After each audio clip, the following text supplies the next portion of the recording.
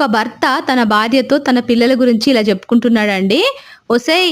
మన పిల్లలనైతే నేను మంచిగా చదివిపిచ్చుకుంటనే, వాళ్ళు ఎంతవరకు చదువుతారంటే అంతవరకు చదివిపిత్తనే. వాళ్ళని డాక్టర్లంటే డాక్టర్లు, ఇంజినీరింగ్‌లంటే ఇంజినీరింగ్‌లు చేపిత్తనే. ఎంత కష్టం వచ్చినా వాళ్ళ కష్టం రాకుండా చూసుకుంటనే. ఎందుకంటే మా నాన్న చదవలేదే, నన్ను చదివిపియలే. అందుకే గిట్లున్నది నా జీవితం. ఇగ అందుకనే పిల్లలనైతే బాగా చదివిపిత్తా." అవునండి. మీ ఆలోచనైతే బానే ఉంది గానీ, నేనొకటి చెప్తే ఏమనుకోరు గదా! ఆ! చెప్పవే ఏంది? మీ నాన్న ఏం కోరుకోకపోతేనే గింత మంచిగా బతుకుతానవు నువ్వు. గిన్నిగానం కోరుకుంటానవు జీవితంలో అనుకోనియే జరుగుతాయి. అనుకున్నయి జరిగయి. ఏదేమైనా పైవాడి మీదనే భారం వెయ్యాలే. ఏది జరిగినా మన మంచిగా అనుకోని బతకాలే. అట్లనే ముందుకు గూడా పోవాలే. అనుకున్నదే జరగాలని మొండితనం జెయ్యొద్దు.